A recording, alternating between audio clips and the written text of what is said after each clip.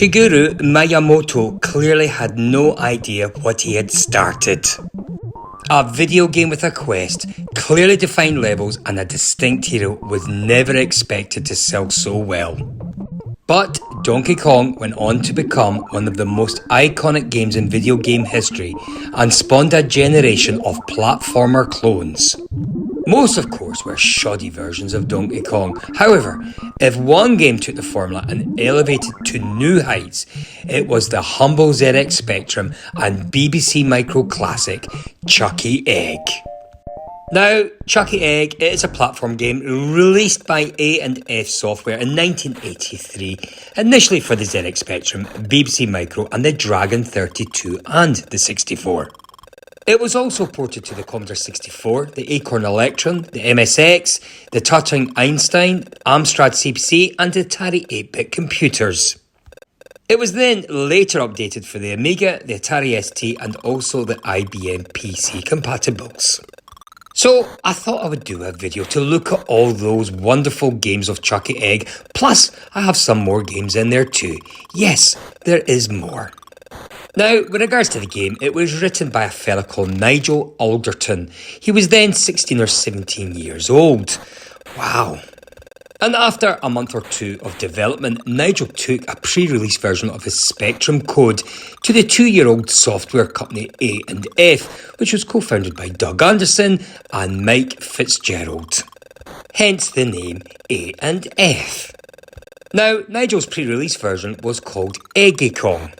It had one level and was very much based on Donkey Kong, except you ran around avoiding hens and collecting eggs. Well, they were meant to be hens, but they looked more like ostriches. So, being impressed with Nigel's little game, Doug Anderson took on the simultaneous development of the BBC Micro version, whilst Mike Webb, also an NF employee, completed the Dragon port. And the game eventually changed name and became Chucky Egg. And what I can tell you about this game is it was developed in 3 months from a small one-level demo, and the game would eventually go on to every 8-bit platform and become one of the most cherished titles of its generation, spawning several fan websites in the process. So come on, let's have a look at these games, and what I will tell you before we start, the levels are largely the same between versions, and all the 8-bit versions have been cited as classics. So let's get started by looking at these Chucky Egg games, starting with the ZX Spectrum. So, what's the story of this game? Well, as Henhouse Harry, the player must collect the 12 eggs positioned in each level before a countdown timer reaches 0. In addition, there are piles of seed which may be collected to increase points and stop the countdown timer for a while, but will otherwise be eaten by hens that patrol the level, causing them to pause. If the player touches a hen or falls through a gap in the bottom of the level, they lose a life. Each level is made of solid platforms, ladders and occasional lift platforms that move upwards and when they reach the top of the screen, wrap around to the bottom. Hitting the top screen while on one of these lifts, however, will also cause the player to lose a life, so again, you need to be careful. 8 levels are defined and are played initially under the watch of a giant caged duck. Upon completion of all 8, the levels are played again without hens, but Harry is now pursued by the free duck flying around the screen and homing in on him. A second completion of all 8 levels yields a third play through with both hens and the duck. Flippin' heck. And a fourth pass introduces additional hens. Gosh, the game gets a lot harder. And finally, a fifth pass has the duck and additional hens moving at a greater speed. Great, thanks. And if the player completes all 40 levels, then they advance to level 41, which is in fact exactly the same as level 33. The player starts with 5 lives and an extra life is awarded every 10,000 points. In regards to the ZX Spectrum game, well, it was always going to struggle with the sound being its Achilles heel. That tiny internal beeper had to fight for space with all the Spectrum's other internal parts and could only emit a vague beeping noise on one measly sound channel. As a consequence, many Spectrum games had no music at all and Chucky Egg was no exception. So, our Specky could only manage a series of clicks and buzzes to accompany the action on the screen. But that didn't stop the game being a success. The original ZX Spectrum release peaked at number 12 in the multiple formats chart in late 1983. And the game was also later rated number 13 in your Sinclair official top 100 games of all time.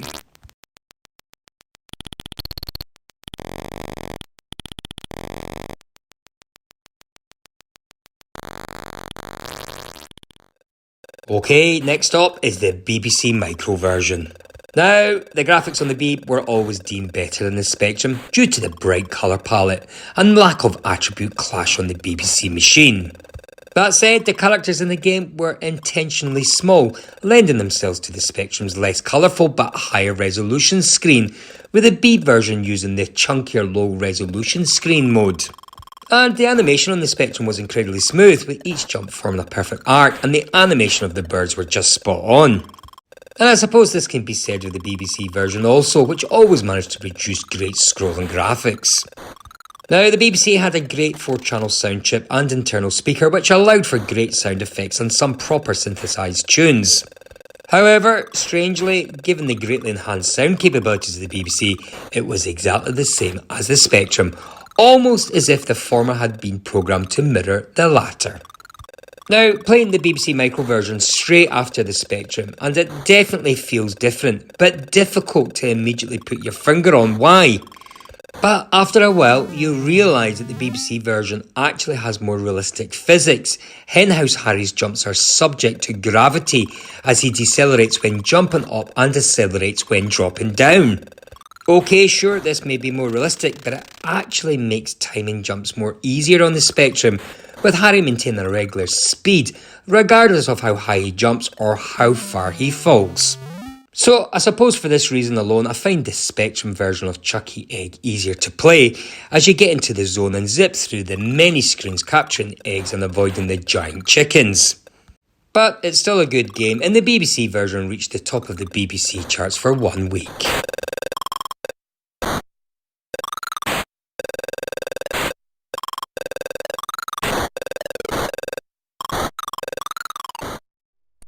Okay, now we're on to the Dragon 32 and 64 version.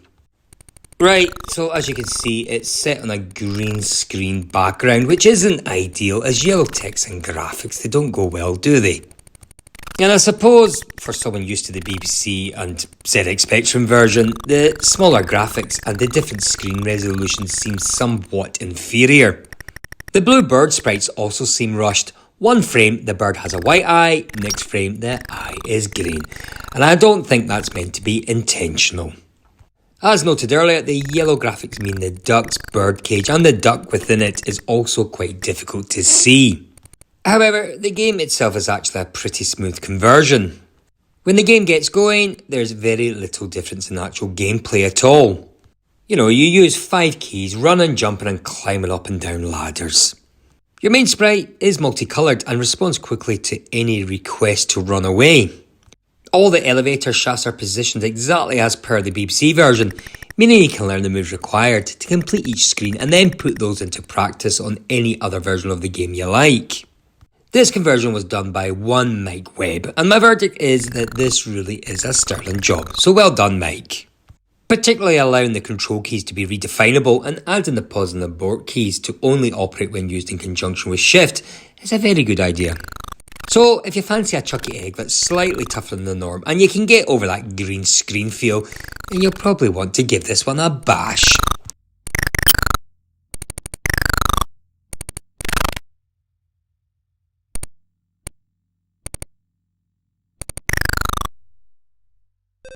The Acorn Electron version of Chucky Egg, which was released in 1984, was also done by Doug Anderson, who also done the same version for the BBC Micro. And I have to say, all the Acorn versions, they are basically the same game, so there's not much to say here, so let's have a look at the game.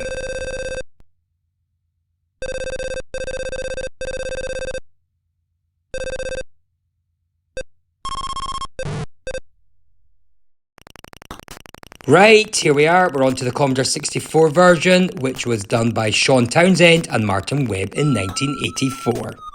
Now, A&F Software managed to create vibrant visuals on the Commodore 64 that brought the game world to life. The colourful sprites and detailed backgrounds added depth and personality to each level. Additionally, the catchy tunes and sound effects enhanced the overall gaming experience too. In conclusion, Chucky Egg on the Commodore 64 holds a special place in gaming history. Its addictive gameplay, charming graphics and catchy sound effects captivated players from its release and continue to do so today. Chucky Egg on the Commodore 64 is a must-play title that showcases the enduring appeal of classic games on the Commodore 64.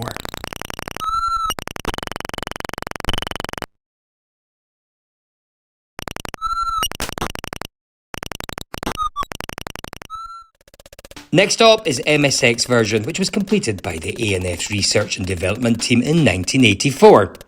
Now, graphically, the use of colour in this version is strange, but at least Henhouse Harry benefits from some extra colour. Although I have to say his animation's a bit stunted though. But Harry moves around quickly enough and the controls are very responsive, so running and jumping feels good, as it's meant to be in Chucky Egg. Though I have no idea why, but the programmers decided to make wide ladders again. They simply don't look as good as the narrow ladders on the original, I have to say. And some of the levels are also different to the Spectrum version. Like the Amstrad version, the MSX version has certain blocks missing, or drop holes that used to line up but now don't. It might seem trivial, but these minor differences can make a huge difference to how a level is played. Overall though, the MSX version of Chucky Egg is pretty good. It's not perfect, but then again, nothing ever is.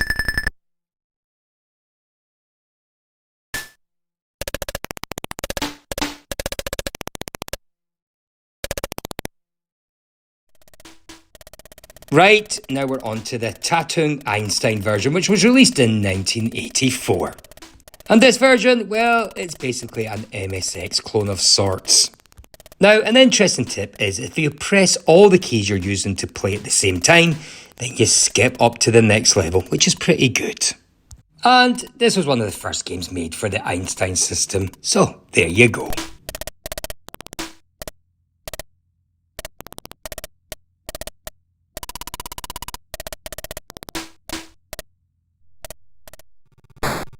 Right, now we're on to the Amstrad CPC version, which was done by Nigel Alderton in 1985. Now, the Amstrad version is most likely a port of the BBC rather than the Spectrum version because they both share more realistic physics, as they say, where you can leap about a bit more freely and dangerously. I think the arc of the jump is a bit different and maybe slightly quicker on the BBC and the Amstrad CPC, which makes it a little harder, though the grating running sound of the Spectrum version probably equalises things. And the game, well, it looks very much of its time, with simplistic single-colour sprites and level features on a black background, just like the Spectrum version. But everything is a bit chunkier and seems a bit more well defined here. Mother Duck is a bit bigger too and more intimidating, I have to say. There's not a lot going on in the sound department, just some very basic running and jumping stuff and a very basic chip tune when you die. But all of that is all it needs to do when it's such a masterclass in gameplay on either that strange exotic machine or my beloved Spectrum.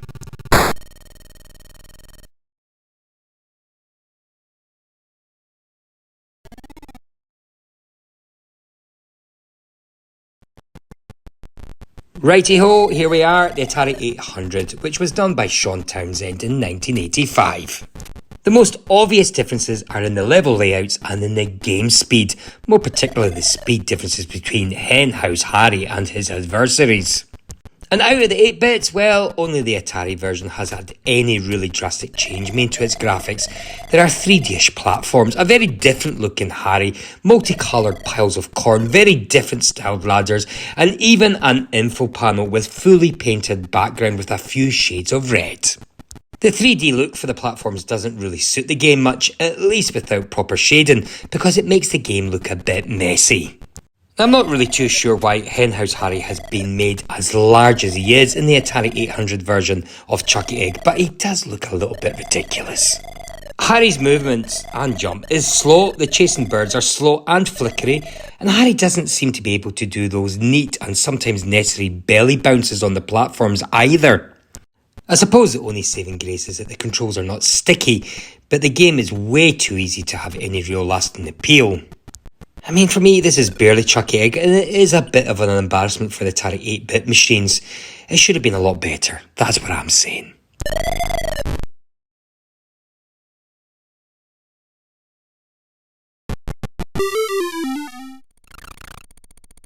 There was also a version of Chucky Egg released in 1986 for the TRS-80. I'm not really too sure what to say about this game. It's a little bit basic, the graphics are a bit blocky and simple, but it's still got the gameplay, it's still Chucky Egg. Let's have a look at the game.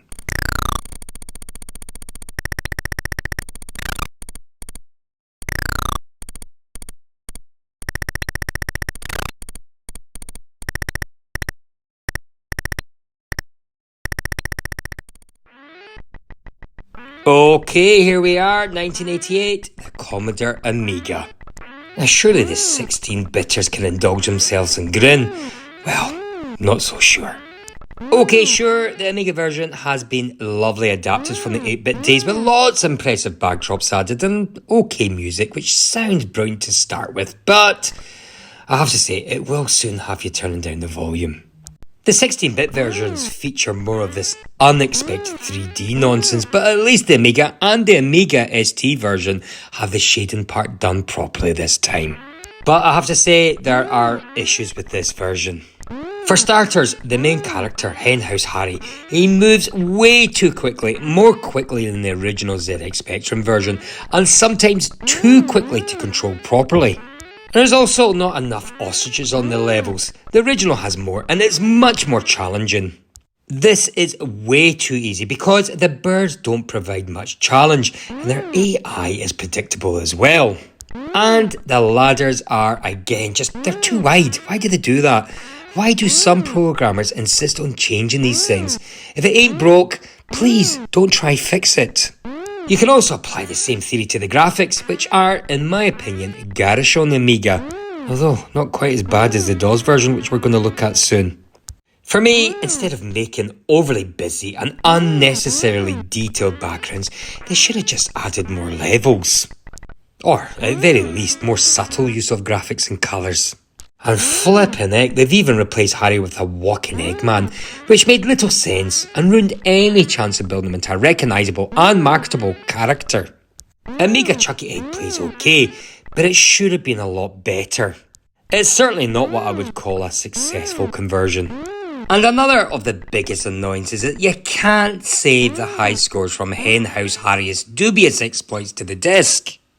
When you spend until 2 in the morning gathering eggs and turning your joystick rusty with oceans of sweat, you wake up to find that somebody called Pete has obliterated all your scores. It wouldn't really matter, it wouldn't really bother me, but this guy can do it while the computer's switched off. I mean, who is this Pete guy anyway? However, in saying all that, it still has the addictive qualities which keep you coming back again and again. It's just that they could have made it a better version. That's all I'm saying. But anyway, let's have a look at the game.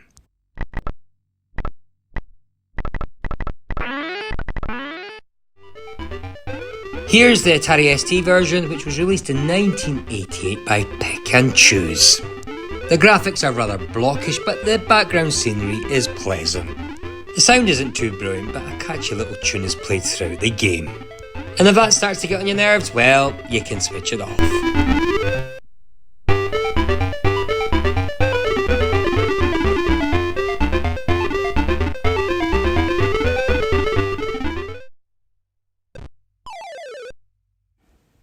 The 1989 MS-DOS conversion of Chucky Egg plays okay, but I'm not sure what is going on with those graphics. They're not really good. I mean, when a simple game like the original Chucky Egg gets converted to a more capable machine, there seems to be a tendency with lesser programmers to fill in the blanks of empty areas of the screen. What they don't seem to realise is that this visual simplicity is an important element of the game, being able to discern foreground elements from the background. When a converting programmer or artist creates bold and colourful backgrounds like those seen in Chucky Egg for DOS, there is a real danger that you're going to end up with a mess that's hard to unpick in your brain. which is what has happened here. Those bright backdrops make it hard to see the eggs, the ostriches and yourself, and they do not improve the game in any way. Also, the collision detection around the ostriches is just ridiculous. If you touch a single pixel around the hitbox of a bird, it kills you, even if you haven't actually touched one of the birds. So, whoever made this game doesn't really seem to have bothered to make the collision routine work properly, and countless times I end up cursing the programmer who made it. These things must be fair, and the collision detection in this really isn't. And Henhouse Harry, the main character, he does move quickly and is responsive, but climbing ladders too slowly. He should climb them at the same rate he walks, but does not do such a thing, and his jump and bounce properties just don't seem right either. So, the DOS version of Chucky Egg, it kinda gets on my goat. It should have been more like the original and not an attempt to sex things up. In the end, it simply results in a half-baked game.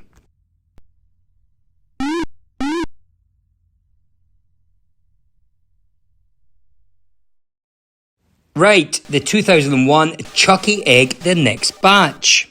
Now, this is the first remake of Chucky Egg that I remember ever seeing, and it was made by Retrospective, who specialised in creating plenty of brilliant retro remakes in the previous decade.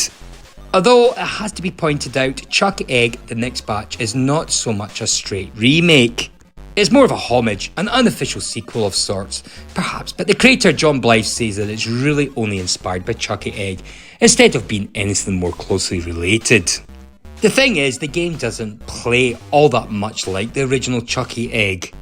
Sure, the basic idea is the same, but there are notable differences in the game speed and balance, as well as gameplay mechanics. Also, the graphics are more abundant and the music is more modern than anything the official 16-bit versions had.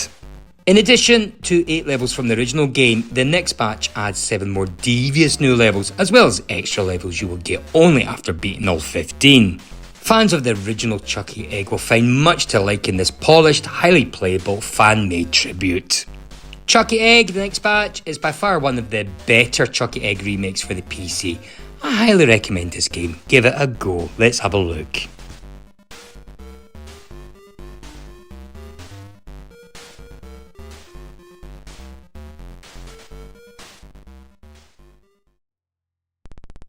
And in 2012 there was also an Acorn Atom version.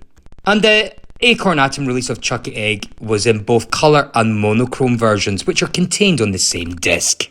And the game was done by Kees van Os by Retro Software. Now, the Atom's port graphics are identical to the BBC and Electron releases, but the hardware limitations of the machine have resulted in the striking colour combinations, which are more reminiscent of the Dragon port. The level layouts have similarly had to be compromised in order to fit within the Atom's smaller mode. There are only 4 colours in use, but this is adequate, and the release does not suffer from any colour clashes, though it shares a slight flicker of the Harry sprite with its parent BBC and Electron ports. Most impressive has been the inclusion of sound effects. I mean, the Atom hardware sound capabilities are limited, and the main CPU is required to play back sounds, which can have a negative impact on gameplay. And thankfully, there's just no evidence of that here, which is great. Most important of all, the classic Chucky Egg gameplay has survived the transfer to this more limited hardware, pretty much entirely unscathed. In fact, due to the reduction in size of the screens, this atomic version is actually even more challenging than the BBC and the Electron ports, because it provides less space for Harry to evade the mother duck when she is released. This is a remarkable and long-awaited port that will provide any seasoned Chucky Egg professional with a significant new challenge.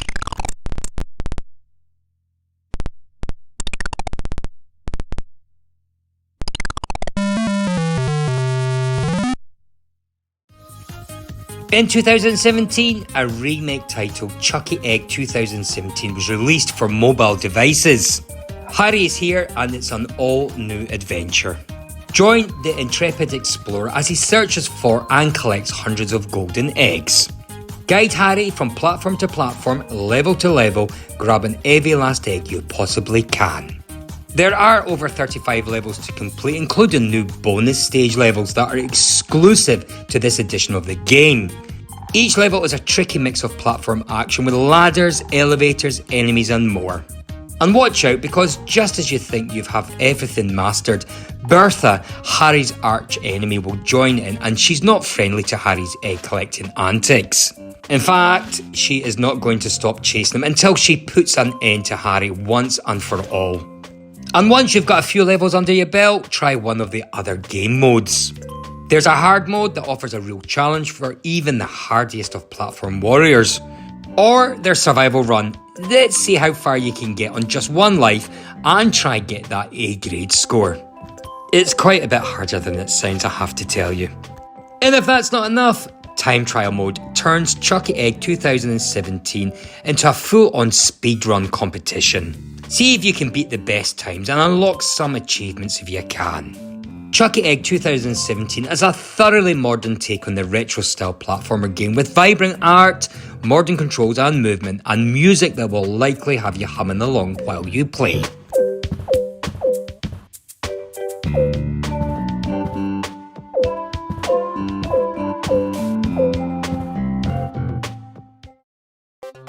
And if that game wasn't enough, well, a year later in 2018, they released Super Chucky Egg. Super Chucky Egg naturally embellishes on the original. It embellishes on Chucky Egg 2000 as well, replacing the slow, deliberate, tricky gameplay of that remake with faster, easier and more modern gameplay in which you race along collecting a string of eggs, the camera zooming in and out dynamically like in a Bourne film. It contains 36 stages across the 4 seasons of the year and 5 difficult levels. And usually you can play any stage you like from the outset, and once you've completed the game, you'll get the chance to play the title levels for additional kudos. Super Chucky Egg is a genuine update and it feels much fresher than Chucky Egg 2017 with significantly improved graphics and gameplay. I also liked as you work your way outwards from the centre of the season clock, the stages get more difficult, but even at challenging, they're no harder than the early levels in Chucky Egg 2017. This is a game that wants you to kick back and have a good time. And the tighter controls help as you do the zoomed in graphics, which together give you a greater sense of control over little Harry, encouraging you to attempt more exciting and dynamic jumps. Also, it's just a lot more satisfying to collect long strings of eggs rather than individual eggs dotted around. The addition of silver eggs gives the game a bit more extra texture too, since you can decide whether or not to clear up or just collect the golden eggs you need to complete the stage. Now, there were a few points about the game that I would like to have seen improved. While I did enjoy the novel way the game lets you play pretty much every stage from the outset, 36 is a small number of levels in a modern platformer. Yes, you can play them all at 5 different difficulties, which materially affects how they play, but I would like to have seen more unique stages. Likewise, while there's no question that Super Chucky Egg is a massive improvement on its far less ambitious predecessor, I feel more could have been added to the franchise to bring it up to date. For instance, there's only one gameplay mode. Developer Downside Up Games have experimented with mini-game variations on Chucky Egg with Chucky Egg Pop, so it's just a shame not to see more of that creativity here. So what's my verdict? Well, Super Chucky Egg is a major leap forward for this franchise, taking a character from the prehistoric age of video games and giving it a chance to shine in a polished, playable, fun platformer.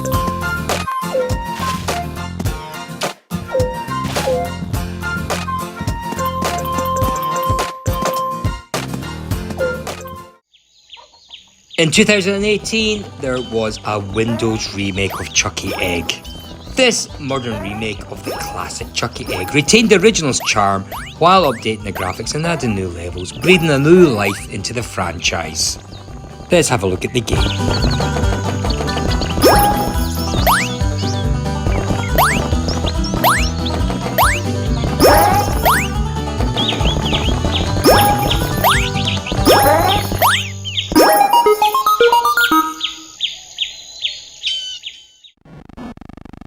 And very interestingly, in 2021, there was a Commodore VIC-20 homebrew. Yes, the Commodore VIC-20. Again, you guide Henhouse Harry through each screen, collecting 12 eggs to continue before the timer reaches 0. And again, you can collect the seeds to earn points. And of course, contact with the birds will cause Harry to lose a life. And also, the game can be played up to 4 players. Let's have a look at the game, shall we?